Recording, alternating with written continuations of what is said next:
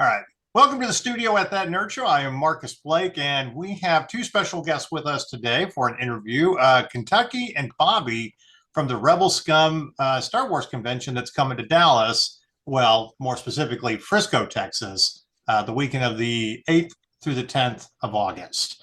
So we wanted to interview them, talk about the con in its second year, and really promote what's going on and talk some Star Wars. So welcome, guys, to That Nerd Show in our studio. It's a pleasure to have you.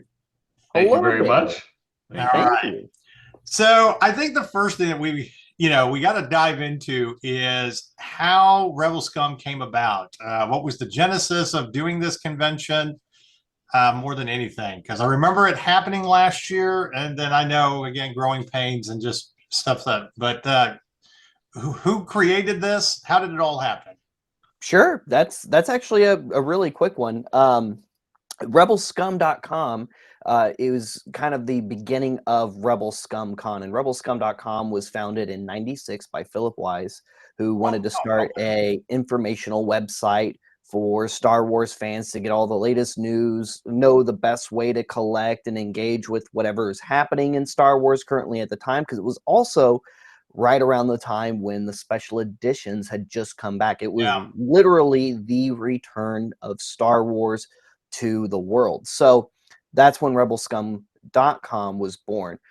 Fast forward several years later to about 2021, and Philip is looking to retire and pass off the torch. And Josh, my other partner, and I were working pretty closely with the community of Star Wars fans around us through Order 66 Toys, our retail outlet that's been around since 2010. And we're still operating to this day at a virtual capacity, but Order 66 Toys led us to Philip somehow. And Philip just asked us questions about rebelscum.com that we didn't quite know at the time was about rebelscum.com. Because we at first thought when he wanted us to meet him, we thought maybe we were buying toys or something from him. So eventually, of course, we ended up with rebelscum.com, and we've been championing new awesome content and news as often as humanly possible with a wonderful content team that are just constantly working at basically all hours of the day and night. And there's always new Star Wars fan news, reviews, and more, and have been consistently since we've been operating rebelscum.com in 2021. And then one of the very first things that came up in that initial conversation with Philip was Josh brought up, why has there never really been a Rebel Scum convention of any kind? And the answer was Philip was busy with other stuff. One, he also had another convention already, the Dallas Fan Days convention, which became the big giant fan expo convention. And he eventually retired from that as well. And he also started Official Picks with his partner Ben Stevens, and that's still going and doing really well. And they worked really closely with other large conventions, including Star Wars Celebration. But we always wanted to do something a little bit more ground level, down for the fans. So we started talking about it pretty early, and then 2022, Kentucky kind of came into the mix. And at first we were going to bring him in as maybe to help out with logistic planning, because he had a background in music touring, and to help maybe connect some bridges to potential sponsors or something to help us bring the convention on. And instead he decided he wanted to be a part of it. So from there, Rebel Scum Con was really born between Kentucky, Josh, and myself. We knew for a fact from there we wanted to do a convention together, and we knew for a fact that it had to tie back to the other branding, and we all agreed that it had to be Rebel Scum Con.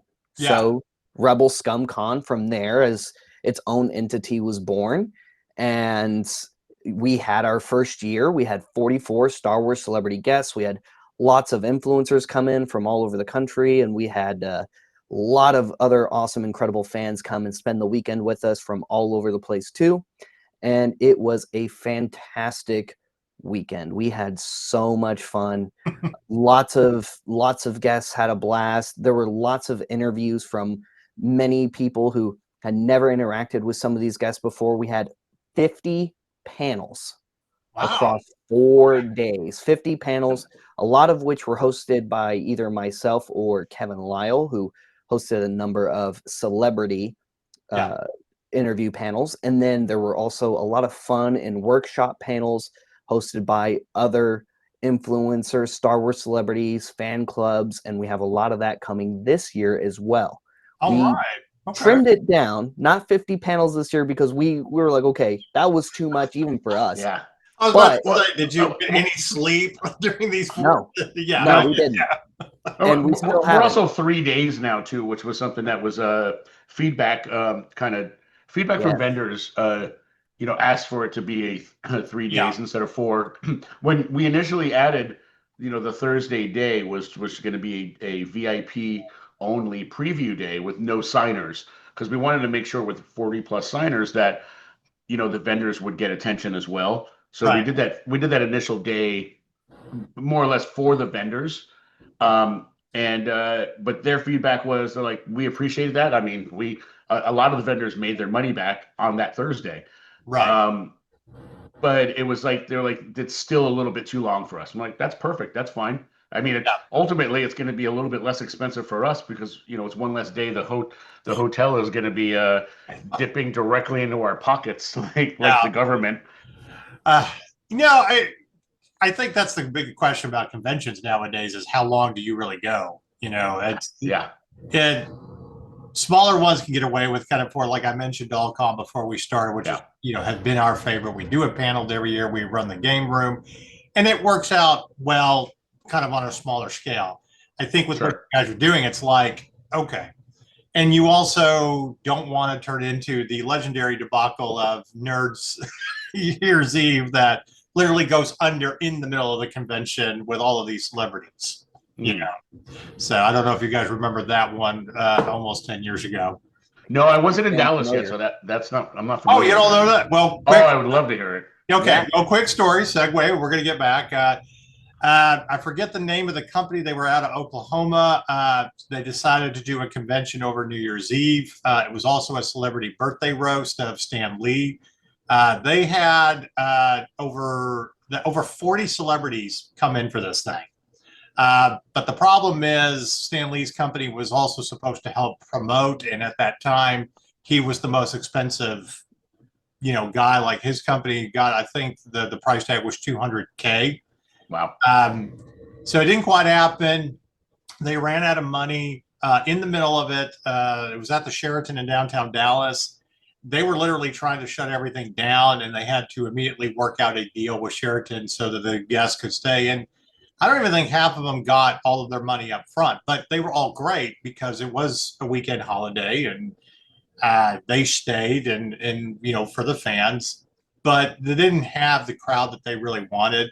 I think like the first night we spent more time milling around, just all chatting with one another than anything else. Like I ended up having scotch with Sylvester McCoy because I accidentally bumped into him and everybody just had their own brand or whatever. And but the fact that it just went under, like they did the birthday roast the second night. And then after that, it was like, okay, what do we got to do? To get everybody here. But again, kudos to all of the celebrities that came in who stayed for the fans. Yeah. Well, I think one of the things that we do, fortunately and unfortunately, is we really stack the amount of things that are happening at the show. So if you're a completionist, that's the unfortunately part. Because if you want to meet celebrities and be involved in photo ops and play in gaming tournaments and learn how to play sabacc and witness all the different panels going on in 2 rooms simultaneously, it's not going to happen. Yeah. So and that's kind of our thing, is to stack the deck so that there is always something for someone to do. If you don't really like the Disney Plus era and you don't want to go to a panel that they're going to talk about Andor in, with cast members of Andor, there's going to be something else for you to do somewhere else in the con. Right. So it's Multiple about something else. multiple something else. And I want to have a conversation with those people who are not interested in Andor. Yeah, I know. Let me convince you why it's storytelling. Yeah. I don't want to have a conversation with them. I think that with just that IP, just the Andor IP, if you don't get it, yeah, I probably couldn't have an intellectual conversation with you. I know, and I felt the same way. We're releasing without being rude. No. I get you. We're about to release the summer edition of our magazine, and I was actually waiting, pushing it back so we could cover this and include our coverage last minute. But our main article is all about Andor and why it turned out to be the best storytelling. And for all the haters out there that hate the Disney Plus they hate Kathleen Kennedy, they just all of these things. And I get that. I'm like, this is what you need to watch. There's no lightsabers, nothing. It's a slow burn. And the fact that the very last scene literally takes you right up to Rogue One. So I mean, yeah, it's amazing storytelling. You don't have to. You can walk into Andor without ever seeing any bit of anything Star Wars. The character development is so great that you can literally just start from episode 1, season 1, and only watch Andor, and never watch anything else Star Wars for the rest of your life. Yeah, and you saw amazing drama. Yeah, and you're basically seeing a revolution unfold. Yeah, that is going to lead you to the original trilogy. So, and I've told somebody, for the people that are behind, I'm like, look, you have to carve out enough time that when you finish those last 3, in fact, what you should do is do the last 3 episodes and have enough time to watch Rogue One, because you're going to want to watch it right afterwards. You will. Unfortunately for me, I've done it twice now. It's starting to like almost devalue Rogue One a little bit. Because it's so well done. Yeah. And it's actually like Rogue One was amazing. It's my favorite Disney era, movie. I agree. But now the series, like season 2, got so good that it's like it almost overshadows Rogue One a little bit. Right. but it also fills in some blanks we didn't have, and it also creates some a little bit of weirdness. You know, like the Jyn Erso worked so hard to get these plans to us. I'm like, no, that was Lonnie. Lonnie did it. Like, I know. Well, but it's listen. I can talk for 5 hours straight about it. I know, we're the same way, but I'm glad that there's a panel for whatever your thing is in Star Wars, because I find that there's never really like middle ground. There's either something you really hate, that this is just not you, but you love this over here. Yeah. And it's very hard to love everything. And I try to be the optimist, like, this is not as good. Right. But compared to what I really like, but I at least appreciate, what it is and you can usually find something that you like in something as a whole. Like, I mean, I don't bash stuff. I'm like, I wasn't the biggest fan of Acolyte, and I don't want to, get into all the pros and cons of it. But there's things in it that I did appreciate and like. Yeah. I mean, Kamir is one of them. Like, that was such a standout for me. Bobby, feels differently about the show. He liked it a lot more than I did, but we have common ground on it, and we have, I have other views. I have a rule, and we did our podcast last year where 4 white middle-aged guys talked about it, and we were like, we're not racist. We love the cast and all this. So these remarks about why we hate, but we're Star Wars fans who have grown up with it. This is why we don't like it. This is right. Because you're ignoring things, and this is why we did. Yeah. But there are little things in there that were really good, and stuff that I think you can appreciate. Yeah. And it's another 5, 6, 8 hours of Star Wars content for us. Yeah. Because if you're really going back, I was in college when the special editions got released. It was great to see them on the big screen, like, oh my God, and all that, even despite the changes and stuff. But even past the prequels, I don't think people realized how much we were going to get with Disney. Love or hate everything, the amount of content that we have now with Disney Plus is amazing, and how it is, all connected. Katie Sackoff being a great example of Yeah. to do the same character in animation, then live action, and having this great story arc. I mean, previous to Disney, it took almost 30 years to get 8+ hours of Star Wars content. Yeah. So, I mean, we're you just think about that. All there was the original trilogy and prequels. There's the special Right. editions added some more footage and whatnot, but we had less than 10 hours of actual Star Wars. Yeah. It's like until the year 2000 plus. It's fun to tell children like you're spoiled now because Yeah. you didn't have to wait 3 years in between movies, and Or 10. yeah, you didn't get to buy your tickets online. You actually had to wait all night long to get your Sometimes days. So There were for the prequels, people camped yeah, for days just to buy tickets. I love the people that I have met. Now, I didn't do the lineup in 1999 at Cinemark Legacy. I wasn't in Dallas at the time, but I've met people who have become good friends who did that, who had other friends in that community. So, but all right. So, getting back to putting together this con and where it originated and stuff, cutting it back down to 3 days. With other stuff that you guys have worked, do you feel like 3 days is kind of the perfect number? It's like that sweet spot.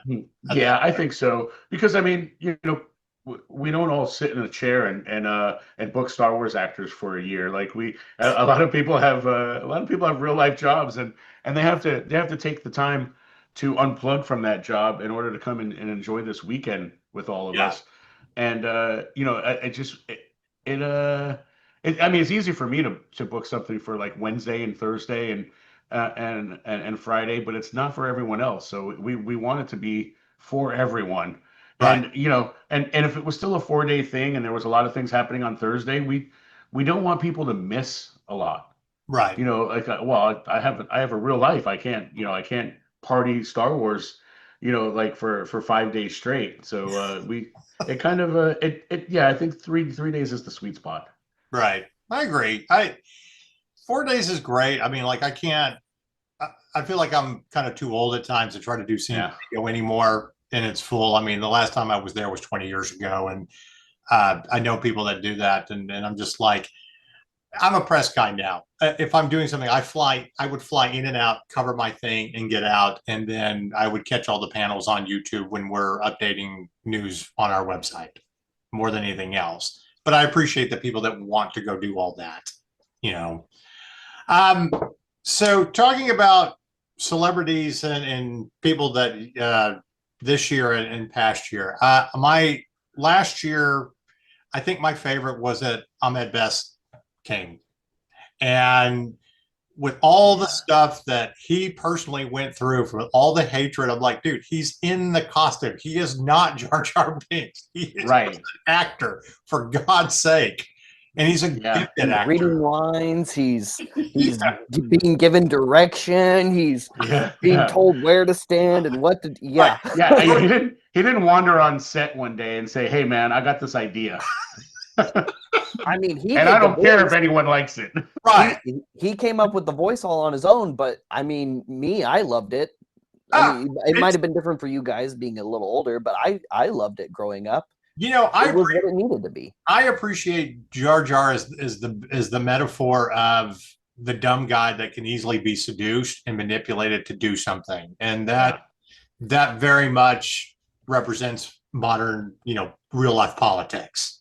And that's a whole conversation. So but I like the slapstick nature of him. He was like, because when I was a kid, I still had the reruns of like the Three Stooges. Yeah, like he was that slapstick comedy, like comic relief that we had some comic relief in the OT, but it was kind of more like tongue in cheek, like C-3PO type stuff. And this was the literal, kind of stumbling around, bumping into things, knock something over, and it leads to like the final destination. Like this does this and this does this, and it was. But that said, I mean, it's. When you really look at his character and the things he says, it's not like he says anything actually dumb or unintelligent. I mean, from the moment you meet him and they're in the midst of this droid invasion. He meets these strangers and they're like, hey, can we go somewhere safe? He goes, yes, I do. Yeah, I know a place, but I can't really go there. I'm banished. Sorry. Yeah. Well, if we don't go there, we'll die. Oh, okay. Well, maybe the law is better than dying. So he takes them there, immediately gets arrested like he said he would get, because he's like, hey, I can't go there. They said no. And then, then later on, he's giving advice. He's helping the queen. Like, hey, just so you know, if the Republic won't help, maybe we can bring our people together. My people have an army. But I mean, I think it gets lost with, I guess, his silly speech and the fumbling kind of like lackadaisical kind of movements. But I mean, he was a complex character if you take a look. I always felt bad because I'm like, when other people were getting to do conventions and all that, it's just all this backlash. It's like, dude, you're talking about a very nice actor who got paid to do a role or whatever, and that's it. But the fact that him himself gets redeemed as being the Jedi that rescues Grogu, it's like, that was amazing. Yeah, that was awesome. And now I want to know more about him. I want a show of, whether it's Tales of the Jedi or whatever. It's like, it's funny you say that, because he technically came from a show first. Yeah. Ahmed Beck was originally from the Jedi Temple Trials show. He was Master Kelleran Beck, and it was a game show for, quote, Padawan learners. I remember that. And then they canonized the character with the Mandalorian. So, I mean, I definitely know what you mean, though. I want a lore show, like an actual in-universe show about him. But technically, he came from a show first. But I'm just saying, there's so many great stories that we can tell that I don't think are going to be as bad as the Alkalite. And I'm like, to have somebody come back into this community and get past all this hate for just it's something that is ridiculous to begin with. So, but what I was leading to is, was that one of the coolest panels that you got to moderate, Bobby? That was the coolest panel I got to moderate.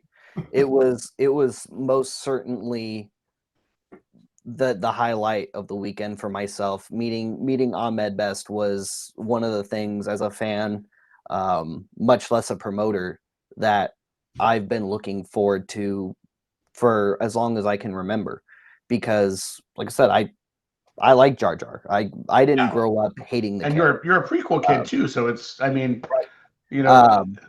and seeing the strength and will of Ahmed Best's character over the decades, despite all of that, and being so close but still holding on and not giving up.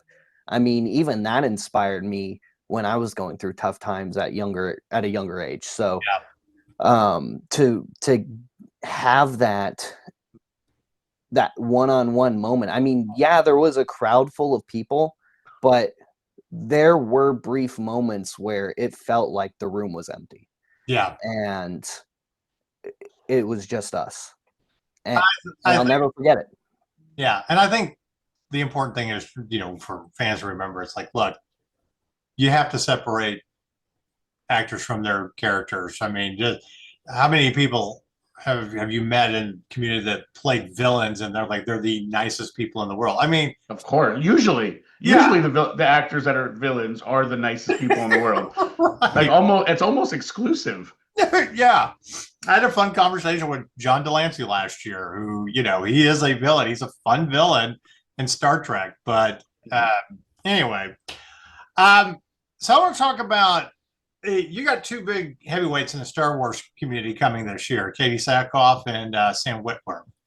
And Sam wasn't here last year. This is his first time. Okay. It's his first. I mean, with that, I mean, I tried. I really wanted him. I really wanted him. I think when we talked about doing the con, it's like two names actually 3 names came up for me, and like the same names were in Bobby's mouth too. But I'm like, Sam and Ian were the first 2 names I said. I was like, I want to have the Emperor there, and I mean, Sam Witwer is the biggest Star Wars fan I think on the planet. So I was like, we want to put on a show that's specifically for Star Wars fans. Why would we not want the biggest Star Wars fan there too? We've talked about this on our podcast before. That's anytime we hear a story of like producers or writers that don't know what they're doing and they don't make sense, and then he'll come up with something that's better. It's like, will you? He's your go-to guy. Just listen. Yeah, Whatever yeah. he says, just listen to him because he's Yeah. going to be right more than you. Take your ego out of the equation here, okay? If you don't know the Lord, that's fine. You have an expert. Sure. Well, and the good thing is them being able to take that advice and that criticism. I mean, because that's the reason we lost Cavill on The Witcher. Like, we don't. I get you read the books and played the video games, but we just want to do this thing however we want to do it. And he's like, all right, cool. Yeah. Don't even. Yeah. I had enough bitching about that, and nothing against Liam Hemsworth.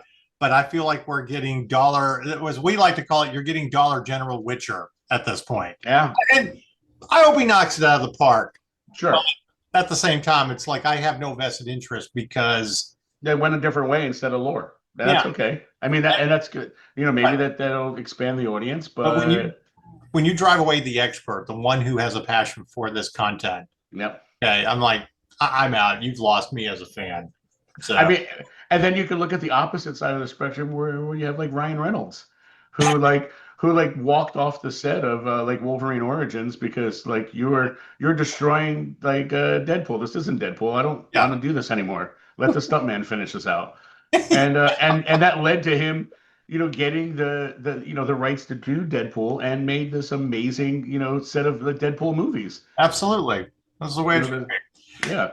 So we got Sam coming this year and Katie Sackoff. Tell me how did that happen? And she's going to be doing her podcast live at the con. Go ahead, Bobby. She's going to be doing the Sackoff show on Sunday. Originally, it was going to be Friday, but then she got booked to do another series as actors and actresses do. Right. And now she's going to be in the hit new Carrie series. And I say hit new Carrie series because, I mean, okay. So before we say anything, has there been press releases about that? Yeah. It's out there. It's out there. Yeah. Because if you're dropping information, no. Well, it could be. Well, this isn't the first time I've talked about it. So. Okay, it could be new information to some people. We've been traveling on a lot of different podcasts. So we talked about it several times. I mean, we're not about doing that. I mean, she said it herself. She said it. Yeah. Right. So anyway, Carrie, she's going to be in the new Carrie series coming up. So she's going to be filming that actually this week. So she's already been in pre-pro and she's gonna be filming. So she's still going to be around Saturday and Sunday, which was the day she was going to be signing anyway. She wasn't even going to be signing on Friday beforehand, regardless. Right. And now the Sackoff show is still happening because she still wanted to do it, and we, as fans, still really want her to do it as well. Yeah. Because not only do we want to have that experience, we know you guys want to share that experience. Yeah. So Sunday at 12 will be the Sackoff show, which is perfect because we didn't actually have a major like outside activity to happen on Sunday at the time like we did on Friday, where we have Bonta Eve hosted by the Virtual Cantina Network at the Rebel Cantina Bar and Grill. That is a separate ticketed event with 12 additional Star Wars celebrity guests with live band karaoke. It is going to be a hoot and a half, and tickets for that are actually almost completely gone. Yeah, I just got the ticket update from Spencer. He just let us know, and he's like, it's gonna get capped real soon. I'm like, well, I've told everybody. Like, probably, I know we're on a recorded podcast right now. Probably by the time this is up, it'll probably be. I have no doubt. So it is that close. This will be So come Monday morning when this will be released, then it will. I doubt it. Yeah. No. I mean, maybe, but I mean, but don't let that deter you from clicking the link and picking up your ticket if you want to go. But it's gonna be a lot of fun. Go check. I just finished the the schedules for all the guests for to send out to their agents and whatnot, and every one of them got invitations to this event, just to reiterate to their agents and whatnot, to pass the info on. So I mean, we don't know who's going to be there from the Rebel Scum Con guest lineup, but there was people that we booked that immediately was the first thing they mentioned. I mean, I'll reveal it. You know, Emily Swallow, her agent was like, "Hey, Emily wants to be at the karaoke party." I'm like, "Okay, she could. Everyone's invited." She's like, "Okay, but she's not going to be like signing and have a table there too." I'm like, "No, no, no, no, no. She could come. She's like, she just wants to sing and do karaoke and have fun. Like that's literally what everyone's allowed to do." She's like, "Okay, cool, perfect." I'm like, "Perfect, awesome."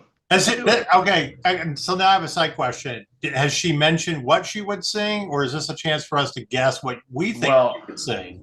I have never ever met Emily in person yet, and I've only had communication through her agent. So I don't know yet. I mean, I wish there was a. Like. So because she's the armorer, there's a part of me that's like, I'm hearing "Thunder" by AC/DC sung by her at karaoke.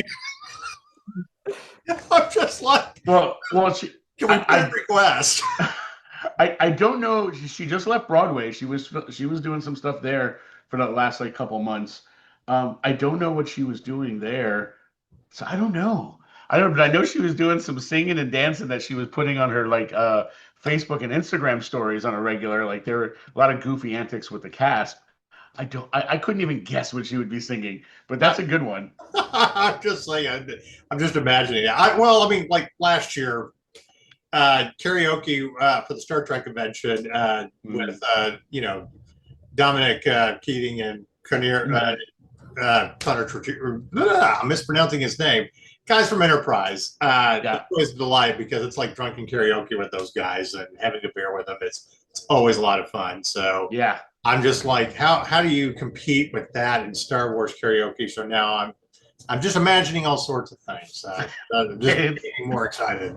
Well, I mean, Matt Wood has just he just contacted us last week and said, "Hey, I've had some things free up on my schedule. Can I come to Rebel Scum Con on Friday too?" And we're like, "Yeah, yes, you can. Yeah, we're gonna tell you no." No, Saturday, Sunday only. Stay in your hotel room. So he'll be in Dallas on Friday. All right. David W. Collins, his partner at Skywalker Sound, will also be in town.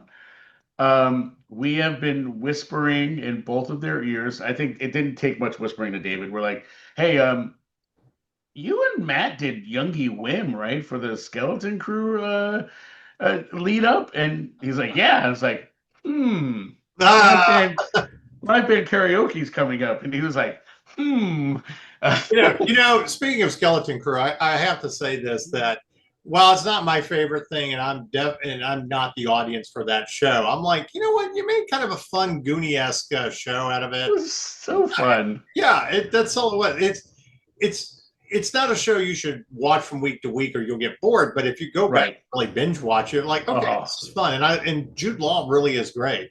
So yeah, and the great thing about that is Bobby was the first one to point this out to me when we started chatting about it. Was like, he had no redemption arc. They didn't like, oh, but in the end he's the good guy. Like, no, they kept the villain, and it was good. I like that. I mean, maybe down the line, if you want to do another season, sure, but you know, it's okay to say that he's a bad guy. But when it comes to that show, I'm going to need to know more about Kelly MacDonald's bounty hunter cameo, because it took me a while. It's like, because I didn't recognize with the makeup, but she's got such a thick Scottish accent. I'm like, I immediately did. Yeah, I was like, oh my God. And I couldn't remember what else I had seen her in, but I was like, Boardwalk Empire. Yeah, I know. I think it was. Great. I had just recently rewatched the first Trainspotting, not too long ago. Yeah. So that was kind of fresh in my head as well. But yeah, so I need to know more about her character. I love when people do these cameos and you want to know more about their characters. So yeah, was that an established? Well, this is a Bobby question. Was this an established bounty hunter already in lore that she kind of took on? Yeah, I don't Not that think I'm it aware of, was. but she is an Umbaran. Yeah. So, so you're also getting a lot of cast members from the original trilogy, and I don't. Does Dennis Lawson even do conventions? I don't. I don't know. He hasn't retired from it, but he's Yeah. not doing as many. Yeah. Because I don't remember if he's ever come to Dallas before. I mean, I think I he's been to would Dallas like at to least once. assume he has with the Philip Wise's long history in Dallas. Sure. But I can't remember. Yeah. I have a Dennis Lawson autograph, but I got it from GalaxyCon during COVID when Yeah, they were right. only doing like virtual conventions. I can't answer that because I didn't live in Dallas Well, pre-COVID. I think it's absolutely cool that he's Yeah. coming. Yeah. But with that said, I feel like as Rebel Scum grows and gets bigger and better, the ultimate panel is uncle and nephew. I'm just saying. And Ewan McGregor still wants to do more Obi-Wan and feels Yeah. the need, which is I mean, like, but if we brought uncle and nephew, like we'd have to bring wife too, I know, because I know, wife is now in her own respect I know. A live action character, and it's not like his daughters that were like cameos. I know. She was I'm just saying, a lead. I mean, Yeah. these are goals. I mean, let's make it a fair panel here. If you pay attention to the way that the show was booked this year, that's definitely right up my alley on like the things that I kind of steer for. Right. For booking, like there's very little guests that are like all alone on their own island. Yeah. Like, oh, that's just one person from this show. I mean, besides Shannon McRandall's probably the only one, because it's kind of hard to, pair Mara Jade up with anyone else Right. like it that have been together with, besides like, you can. I mean, I actually not even really Mark, because it was kind of, it was post, Mark Hamill as Luke. It was, Yeah. books and stuff. I was also thinking too, with the way that you guys have done the guests, I'm like, this is a great time to go back and revisit season 3 of The Mandalorian, which yeah. Again, yes, it's not as good as the first 2 seasons, and it's kind of hard to make something top Luke showing up at the end of season 2 and 4 badass, women. Yeah. But season 3, even though it felt more like a movie than anything else, was still a great story of reclaiming Mandalore, and you just yeah. The thing about The Mandalorian is, I think some people don't realize it is, the title isn't necessarily referring to Din Djarin. Yeah. And I think the Mandalorian is something that can change based on what's happening in that particular season.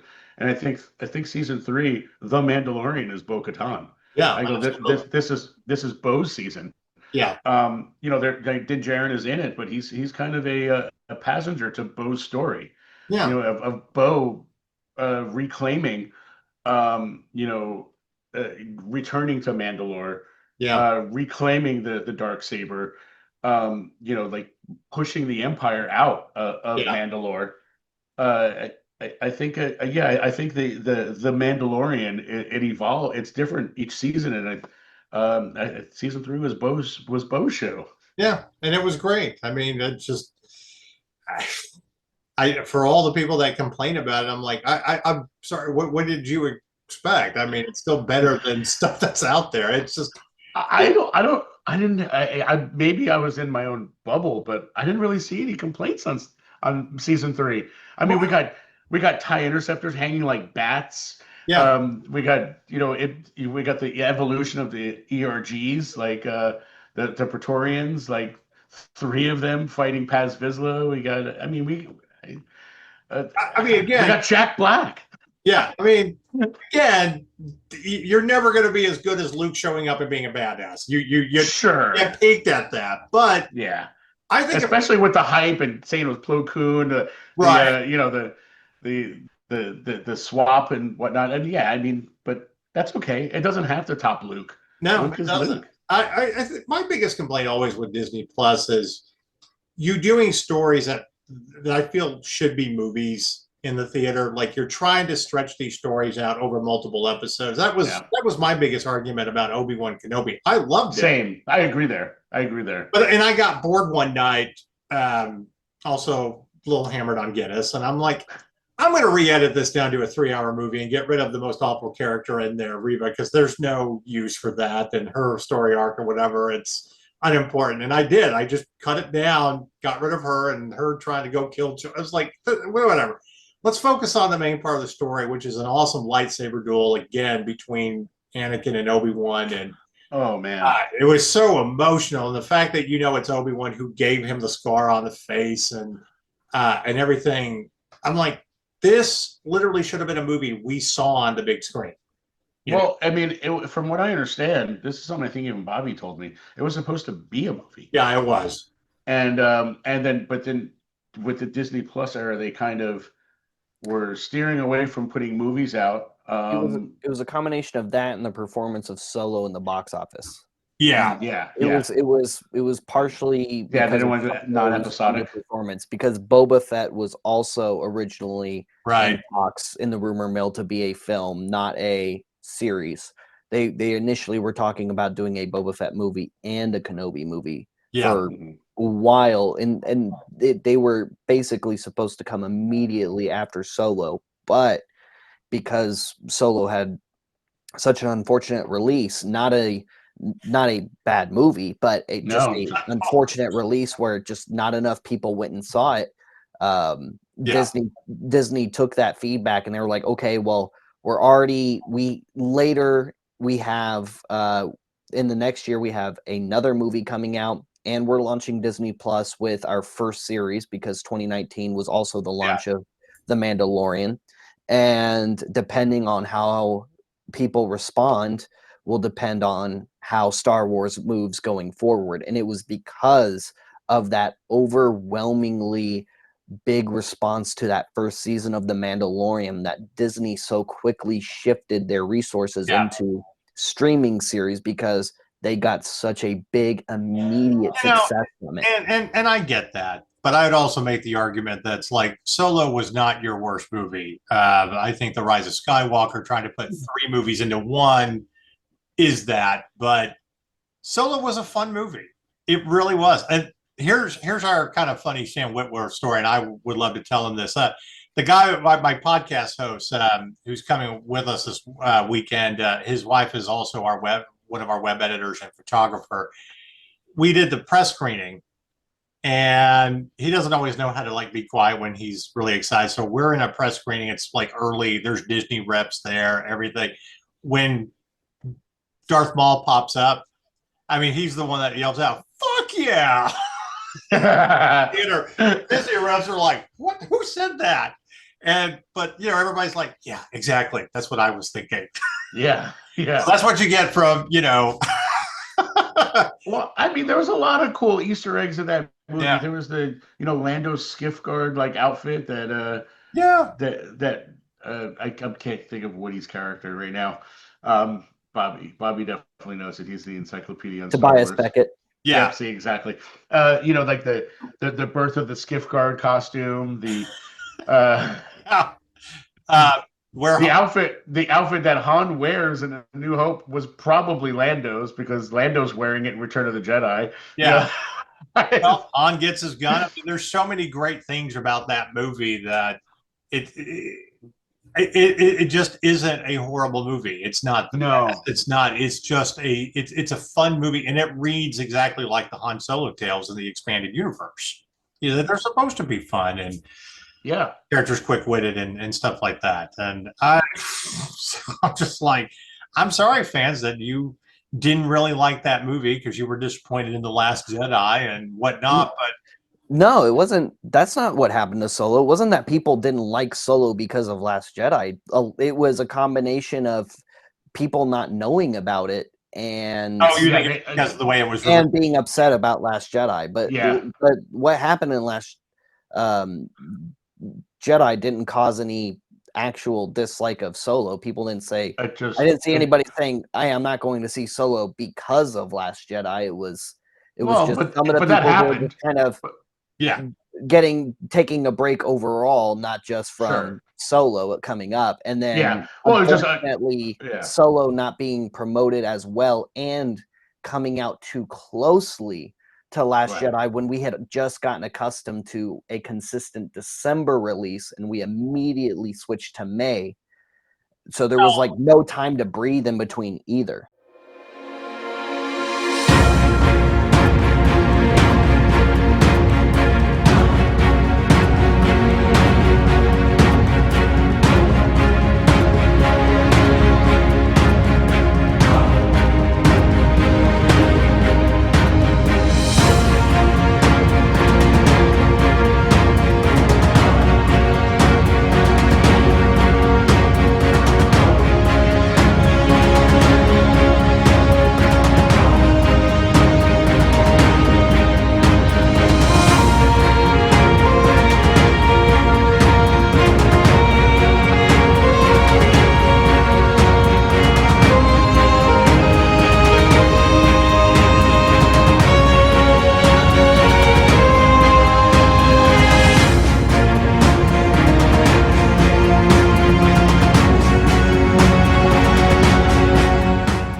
I'd also argue too that before Marvel slowed down and not make 5 movies every year and stuff like that, I mean, you're getting so many movies up to one another. That's well, and there was definitely decent movies that didn't do good in box office because of so much other stuff happening. Yeah, Mm-hmm.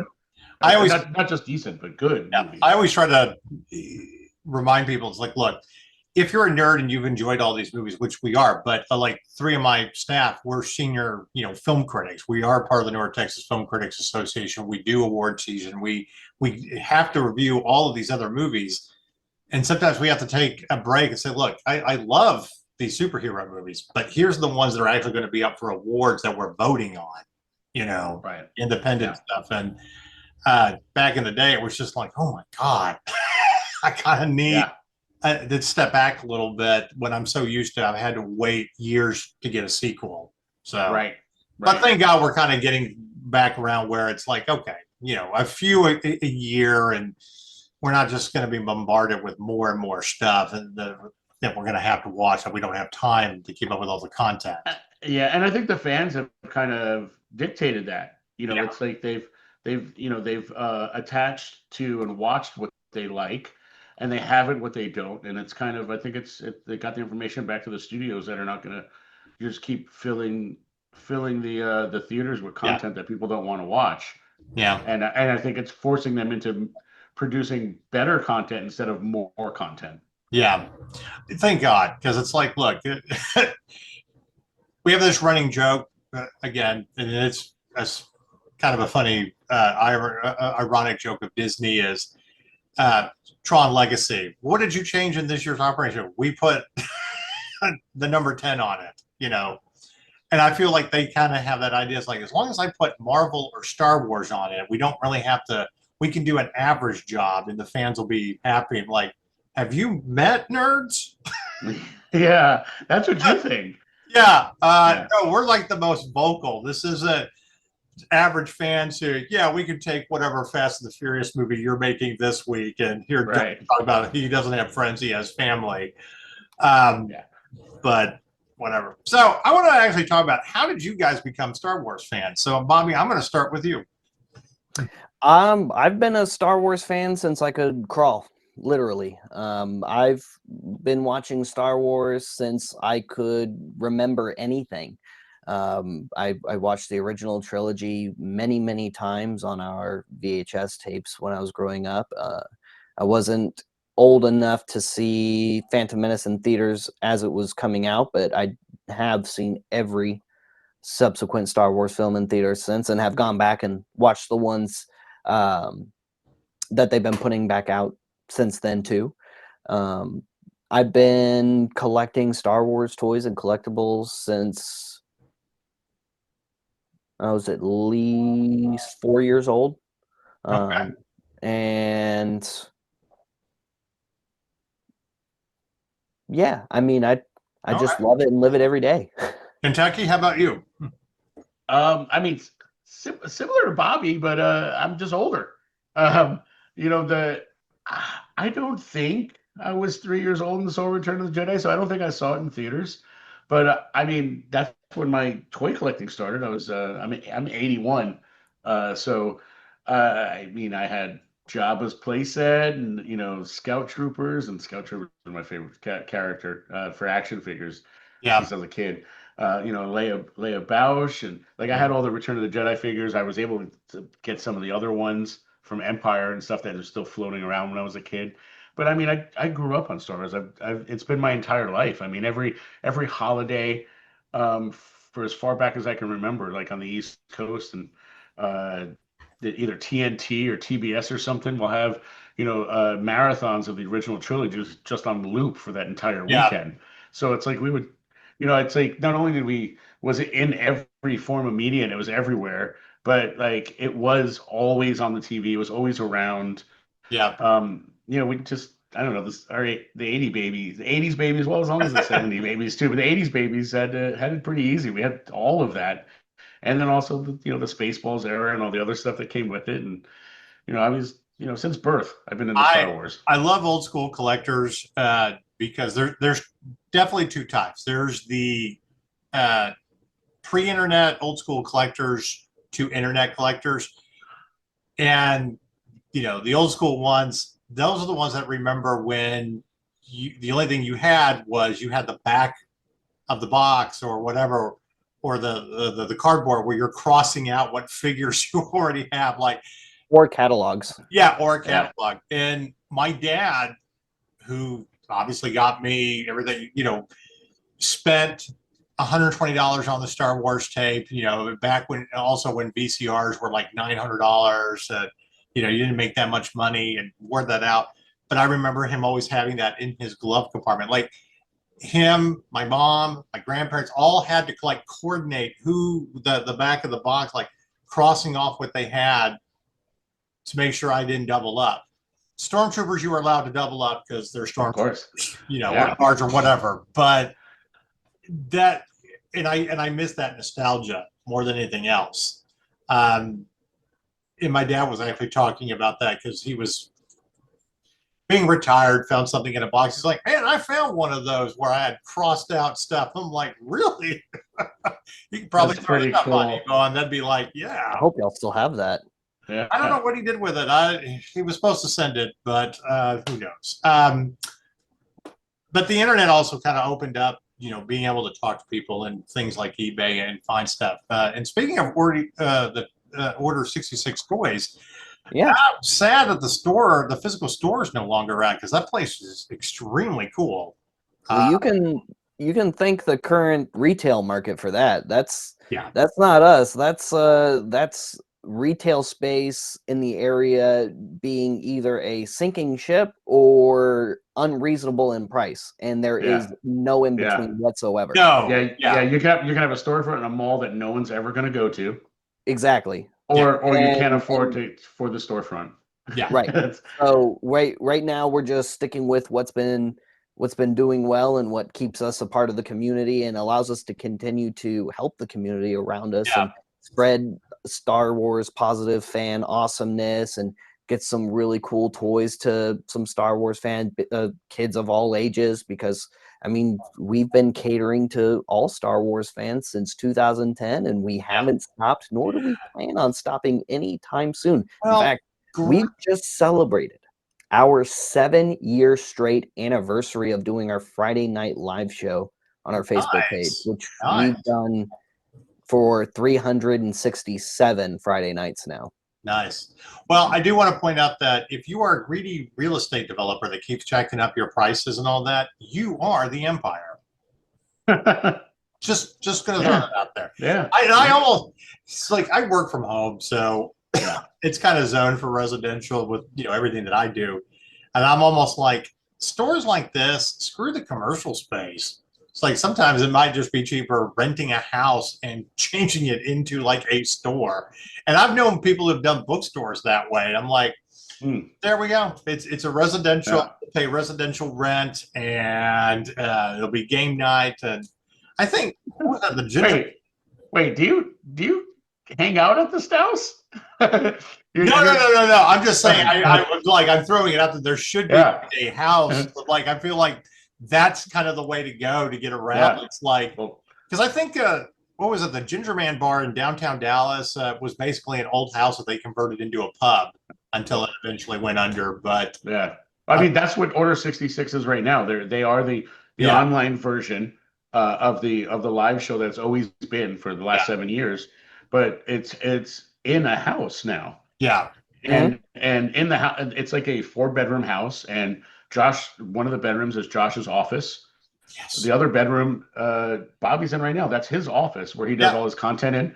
And in the main living space is where the show is filmed now. Yeah, and downstairs in the dining room / kitchen we do game night there. Yeah, so it is. I'm like you're literally describing it. I'm just saying. I mean, I feel like that's the best way to get around having to deal with greedy real estate developers jacking around. Like, come hang out, at that really cool nerd house and stuff. I can tell you right now, at my house / office studio, I'm like, this is the people gravitate to when they're here. Unless we're outside and I'm throwing up inflatable screens for gaming and whatnot. But that sounds fun. Yeah, well, I run a gaming company. We do tournaments and whatnot, and I have tons of TVs and consoles. But we've been trying to do more with the inflatables. I wish I knew that 3 months ago. I didn't really know that. Well, I don't do gaming trucks. I think that's kind of overkill and too much. But I will say this: in beta testing, which I don't know if we're going to be able to do it tonight after the recording of this because it was raining, but maybe tomorrow night. I'm like, I've already got the very first movie that I'm testing on the new projector, and we all pretty much know what it's going to be. So you got to do it right when you're testing out outside projectors, of course, and whatnot. But anyway, so lifelong Star Wars fans, amazing. Here is a question I like to ask. Then we're going to talk a little bit more about the con before we're done. So here's the big debate. What is, out of all the movies, what is the absolute best Star Wars movie? Oh, I know you can debate this, but Bobby can go first. Bobby can go first. I'll go with what I think is the best, and you guys are welcome to agree or disagree. I'm going to say Revenge of the Sith. I think Revenge of the Sith is the best Star Wars movie of all time. Okay. Yeah. Okay. Well, choosing if I pretend nothing happened after the original trilogy, because there's the original trilogy and then everything else. Right. If I had to choose the best Star Wars movie for that, I would say it would have to have been in the original trilogy. But how do you pick one of which is the best Godfather? Which it's I can tell you the worst one, but there isn't a but Godfather 3 is not that bad. If 1 and 2 never existed. Wow. But the original trilogy was such a great story, all encompassing. I can't pick one of those. I could put them in an order but I would just have to say Rogue One. Okay, fair enough.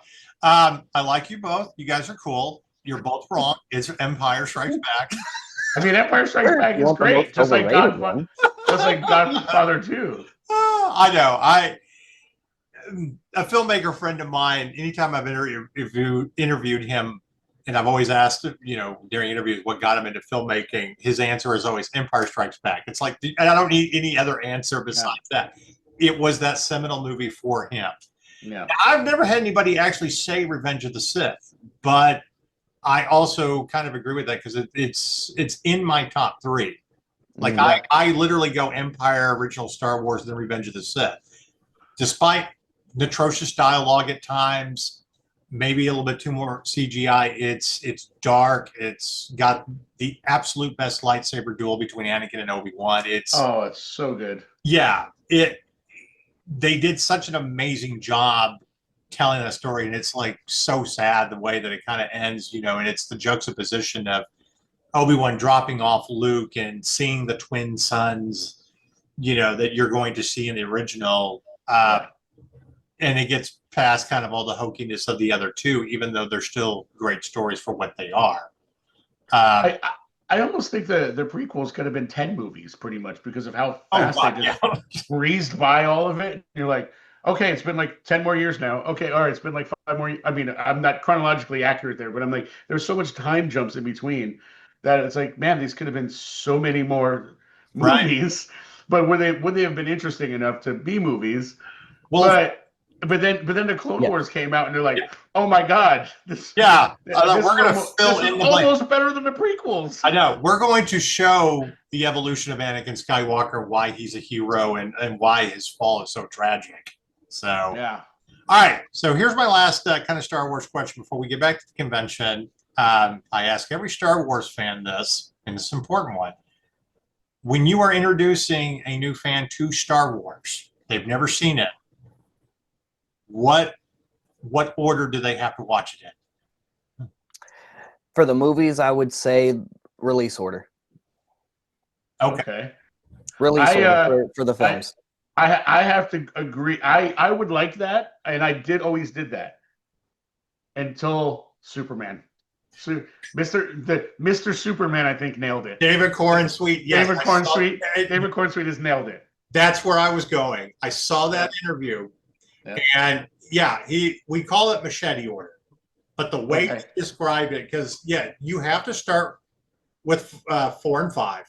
You cannot ruin the surprise of Vader's, reveal to Luke. And I love the videos on YouTube of parents making their children watch Empire, and they're like, just shocked, like we all. And then you watch the prequels, and you treat it like a forced flashback. Like seeing it, and then you go to Return, and then you go to Return to finish the story. Right. So, and if you 4, 5, 1, 2, 3, 6. Yeah. Yep. So, one of my cousins, when he did this with his kid, actually was like, "Okay, we're going to do it this way, but I'm going to take you the long way around to get to Return of the Jedi. Like, we're going to do the prequels, then we're going to do Clone Wars." Oh yeah. Yeah. And now, did you stop at Attack, do the Clone Wars, and then Revenge? Or did you do Clone Wars as like a flashback to after Revenge? I have to ask him. I don't remember off the top of my head. I think he did Clone Wars after Attack of the Clones because he wanted this, which I agree is proper. Yeah, he did the Clone Wars before they ever got to Return of the Jedi. And this was like before Rebels was really coming out. It's like, I want you to see, all this story that builds up to why Return of the Jedi is amazing. Yeah. Yeah. And then clearly, Rebels watched that later. And I would always make the argument that I think the Age of Rebellion really just has the best storytelling. Obi-Wan kind of proved that again, better, more of a movie cut. Rebels, Andor, so you've got all this slow leading up to the original trilogy. So anyway, but that's I'm glad you brought that up. Yeah, that's I wasn't as impressed with the Superman movie compared to all. Really, I thought there was a lot of fanboy reviews of it. Here's my thing real quick. Fun movie. I like David Corenswet and I like Rachel Brosnahan. Both are perfect casting. And I think that's James Gunn throwing spaghetti against the wall to come up with some story without having to bypassing the actual origin story by trying to set up his universe. I think his universe is going to be fun and it's going to be amazing once we get there. But there's a lot going on that doesn't necessarily center on Superman. You're focused on community characters. Crypto is amazing. I agree with that. I hated the Kents because you just made them Hicks, and they're so important to his upbringing. I mean, Diane Lane, Kevin Costner were amazing. Glenn Ford was amazing for his brief time and whatever. And I love Annette O'Toole and John Schneider and Smallville, but again, you get more of the story arc. But I hated Nicholas Hoult as Lex Luthor. I Really? I did. Wow, I thought it was perfect.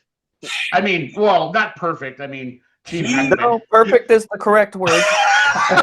Perfect is the correct word. No. There is I nothing admit it. short of I it. know. I've been Yeah. so scolded by friends on this. Oh, Like, it's so good. Just This is he wore on me. no take.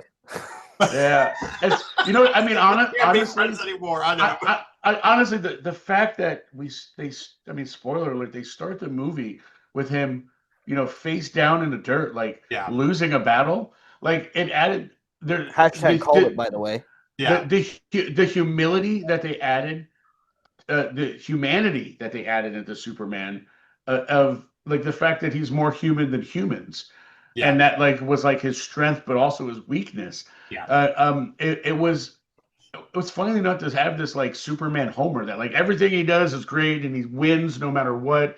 And like, why is there even a movie? Because no one can stop him. He's Right. so powerful. What are we even here for?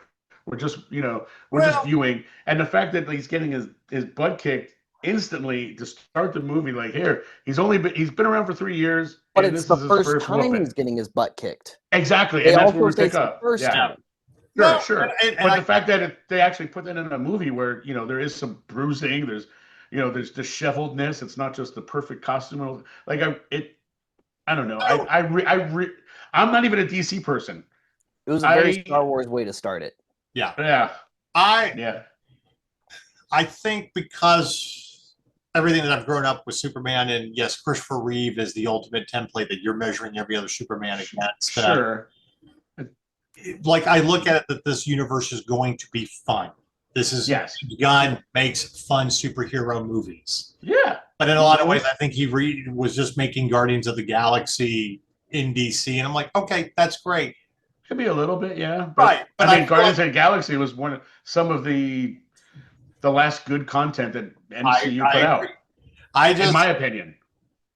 So I'm the minority on my staff about this, that I am not a Zack Snyder hater. I very much like his movies, but I like darker things. And I know I'm different as a nerd. I know that good friends of mine, it's like, look, have you ever read comics? Like, we grew up together. I read the same comics. Right. All like something different. We all like universe of DC, and that's the thing. But the important thing is, did you have fun watching Superman in the theater? And I had fun watching it on the big screen, even if I'm nitpicking. Right. But I can't wait to see what he's going to do next. Yeah. Okay. Yeah. And I think that speaks to the success of how he made that movie. Right. Was that in the episodic world we live in now, where like it's like, okay, it's been a week, now I'm ready for more. He achieved it with the movie. That like, okay, cool. I've seen it. I want to see it again, but I want more too. I want the next step. Yeah, I mean, we get superheroes, origin stories where like, okay, great. I know you're telling the story to set them up in a larger universe, whatever. But I don't really care about an individual movie with this character anymore. It's like Captain Marvel. It's like, great, you set her up, full nostalgic and whatever. And that's why I think this was another reason that this one was a success. That it wasn't just Superman. You're already getting the Justice Gang as well. And them that was honestly my favorite part. I mean, I like the callbacks of that. It's like, you are getting that.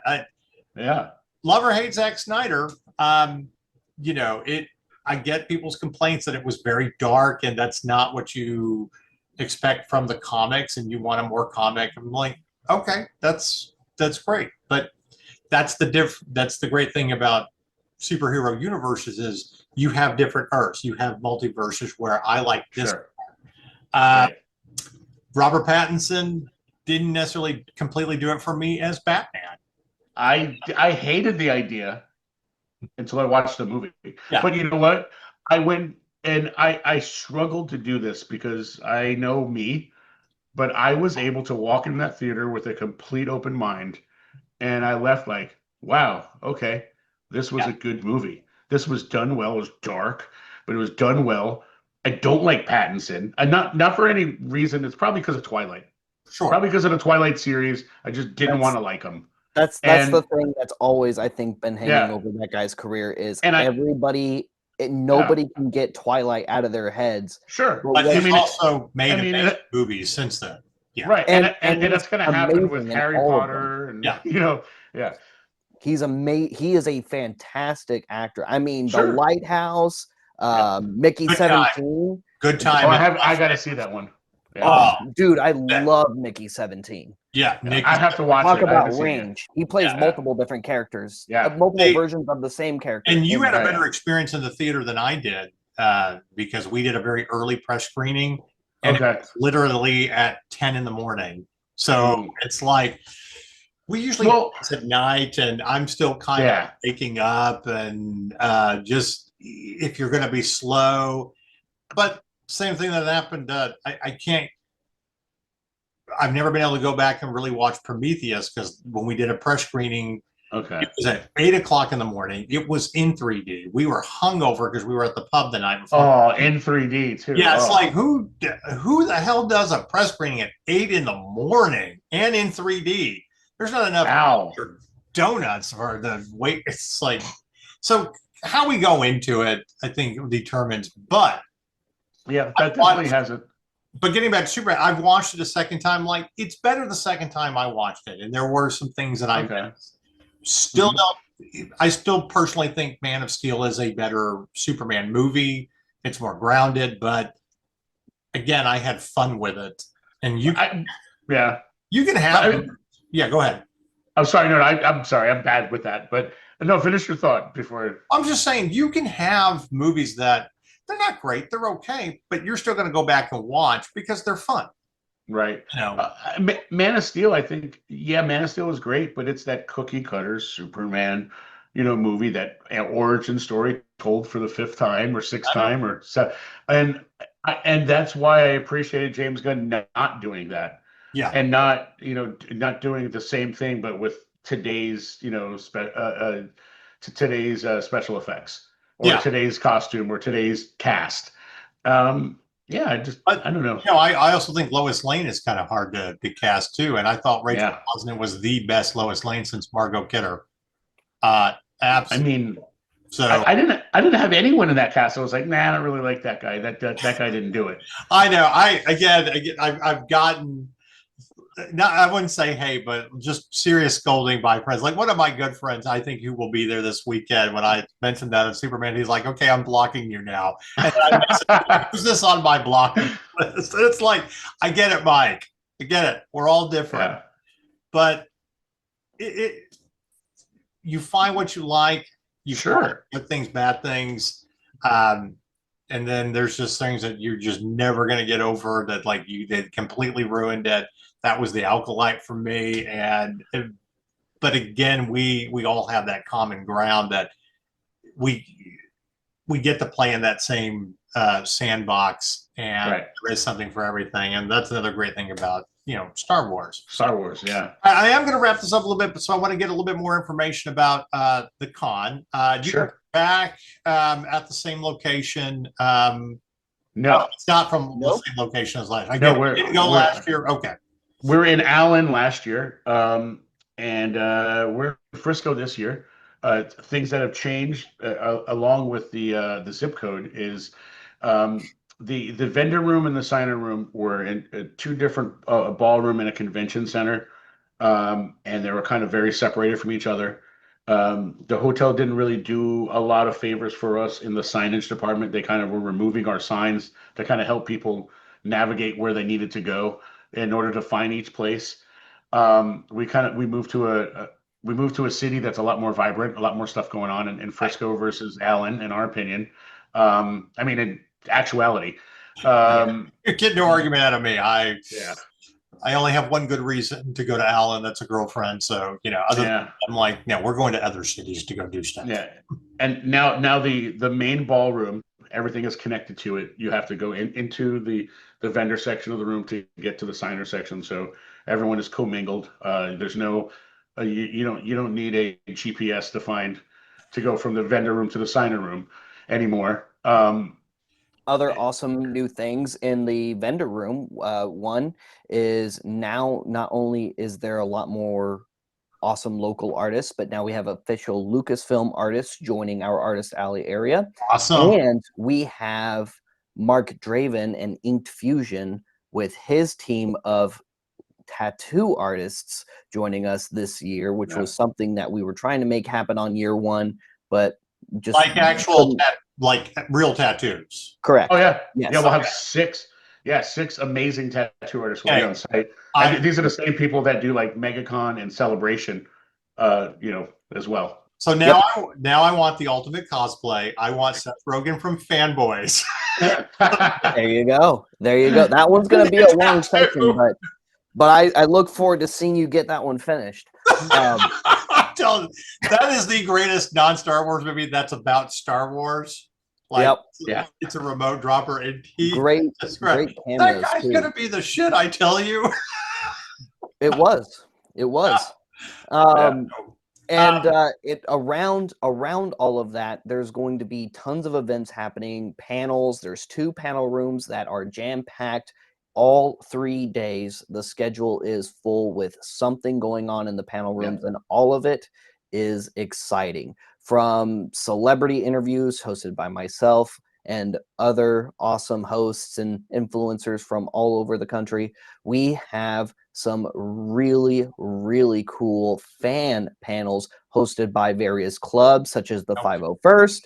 Awesome. And we also have innovators in the Star Wars fan community, such as Gary Ripper, who's developed incredible cutting edge lightsaber fan technology for companies such as BYO and other companies that use similar tech, such as Crimson Dawn Sabers and the Saber Company, who will also be in attendance at Rebel Scum Con. There's also going to be a number of podcast booths where some podcasters are going to be doing live sessions there. There's going to be a number of other community clubs and displays. Sabak for Charity, who is based out of Florida, makes a special exception to add us to their stop of Sabak tournaments throughout the year. And they are going to be partnering with Ronald McDonald House of Dallas to take in all kinds of awesome donations, hosting Sabak tournaments, and teaching people all weekend long how to play the different versions of Sabak. And you can also get cool Sabak decks, merch, in-universe looking currencies from one of our other vendors, Hyperspace Pop, who will be at a number of Rebel Scum Con events, including our Friday night after party, Bonta Eve, hosted by the Virtual Cantina Network. That is a separate ticketed event hosted at the Rebel Cantina Bar and Grill, but there will be 12 additional Star Wars celebrity guests for live band karaoke for you to have an awesome after party experience there. Saturday, all attendees can go and hang out at Dave & Buster's for free arcade games that are non-ticketed, discounts on food, and just hours of gameplay. There's going to be arcade games at Rebel Scum Con as well, from Arcade 92 in downtown McKinney and now Flower Mound. They have joined the fold and are going to have video game stations throughout Rebel Scum Con where fans who are just attending can walk by and play a video game if nobody else is already playing. So make sure you put your quarter up so you have next on. Nice. There's also tabletop gaming. We have a whole gaming lounge for tabletop gaming where there will be lots of Star Wars Unlimited tournaments, pre-release events, sealed events with free packs and things given out throughout the weekend, including the latest convention exclusive that Asmodee is selling at their conventions with those droid alt arts. We have a good chunk of those sealed that will be given away as top prizes for tournament winners at Rebel Scum Con Year 2 in our tabletop gaming lounge. And there's still so much more. The panel, I was wondering if he was going to breathe. So 2 questions. In learning Sabak, will you learn how to properly hide your car so you don't get caught, lose the Millennium Falcon? Yeah, I hope so.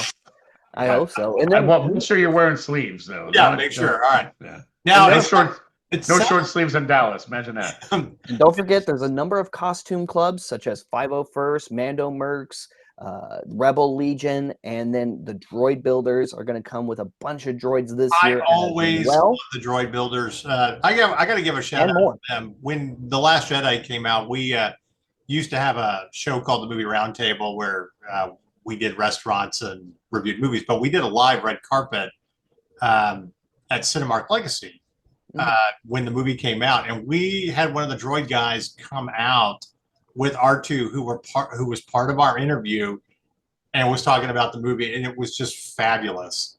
I forget his name, who rolled out and brought R2, and it probably Eric. So much fun. Yeah, it's probably Eric. Most likely Eric. Yeah, knowing those guys, it was probably him. So this year you've got a lot more events than last year, right? Oh yes. Okay. All right. So the crown jewel of this year's convention, what do you feel like is the crown jewel? Like, I honestly can't answer that question. You mean for everyone, or for like just me personally? I wish I could. You don't have one for you personally, Bobby. Be honest. Take a second, think. I genuinely cannot, because here's the thing. We have multiple events happening that I would consider like the crown jewel if I was attending Star Wars Celebration or SDCC or another large convention, for example. And we have multiple of those things for me personally that I'm like super excited. I don't want to miss this under any circumstances whatsoever. So it's like that's why I can't just like pick one. But one of those, I will say, one of those is going to be the panel that I will be hosting, the dark side of the Clone Wars, where I will be with Matt Wood and Sam Witwer together. Nice. And we're going to talk all kinds of just villainous awesomeness from the prequel era. And who knows what other shenanigans we'll get into while we're there. I mean, Force Unleashed one is definitely not necessarily the top of my list, but it's very high up there. I can't pick my favorite child, but David Collins and Sam Witwer together. That's going to be another awesome. I'm not even hosting that one. So that's my thing about Sam. We've conversed on Twitter and all that. I've never had a chance to meet him personally, and he's like, it's like talking to a blanket fresh out of the dryer. Yeah, it's the best way to describe being in Sam's presence. It's like being wrapped in a warm blanket. He's so wonderful. The impression that I always get is he's like that fellow nerd you meet at a comic book shop where you just get into a discussion and then you realize half the day is gone. Yeah. And you're like, okay, we got to go get food or something. Are you going to be at this event or whatever? And you start meeting lifelong friends that way.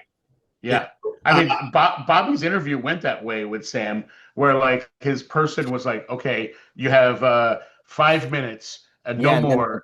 And then we're going to pull Sam away. And Sam keeps waving their hand. Yeah, good. He's like, hey, Sam, we're out of time. I have turned down interviews with celebrities when they've only given me a few minutes. Like last year, Tom Morello. They tell his, his agent gave everybody 5 minutes. And I'm like, I'm not doing that with Tom Morello. Okay, first of all, I'm from Illinois. We're both Cub fans. And I'm going to ask him about D&D. Okay, we're going to have to talk about that. Okay, right. So he's going to look at this. And it was based on a documentary that he was a part of with a fellow musician. And they're like, are you sure? It's like, I can't do 5 minutes with Tom Morello. Okay. And once he sees this, it'll be the same way. So maybe we can go at the tail end. And they wouldn't do it. I'm like, all right, well, whatever. So so I get what you're saying about like Sam, and I would be the same way. I'm like, it's 5 minutes. Yeah. I was just excited to get 5 seconds, let alone 5 minutes with them, and more than grateful that he was willing to share even a few seconds past that, let alone the more minutes I got with him. I cherish every opportunity I get, regardless of the actor or actress in front of me. Right. And I mean, I can't wait to see every single one of them that's coming out this year. I'm a fan of all of them. I agree. Every single guest on the roster, in some way, big or small, however you choose to measure it, has contributed to a piece of joy in not only my life, but many other fans' lives. Whether you like that piece as a whole, or whether you find one or two pieces of that whole that you like, I think all of them matter, and Yeah. I just couldn't be more than beyond excited that Sam was willing to give me any time at all. No, I know. I agree with you on that. I just, when you're kind of nerds and you're doing interviews, it's like it's so hard to condense everything. And I've been doing this for so long. I'm just like, that's the reason that anytime I've tried to interview Kevin Smith, I'm like, I can't do just 5 minutes. We're geeks. We're going to talk. Right. And but anyway, sorry, excuse me. All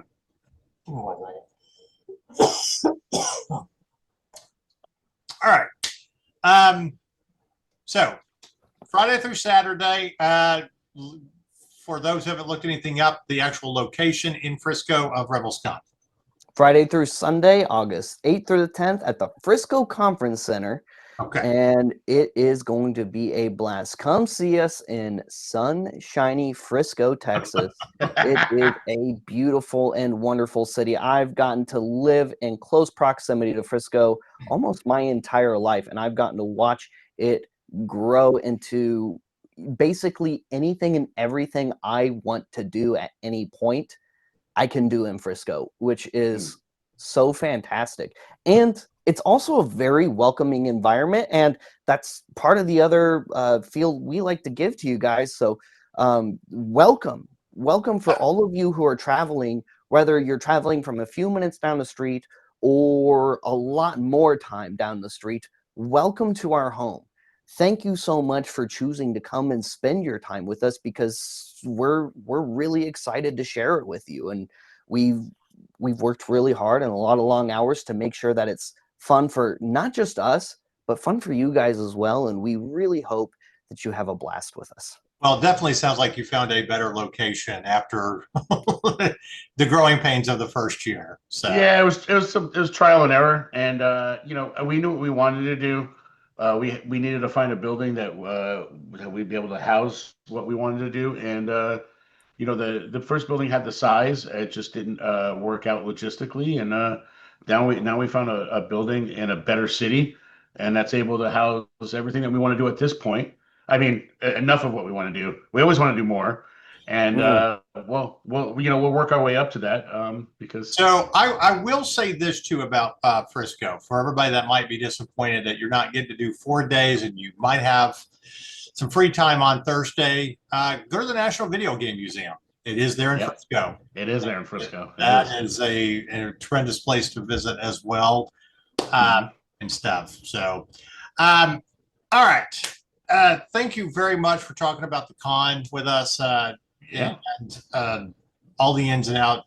For everybody that's watches this interview, you can still get tickets and passes from rebelscum.com. And it sounds like it's absolutely going to be a blast. So thank you very much for having us. Thank you.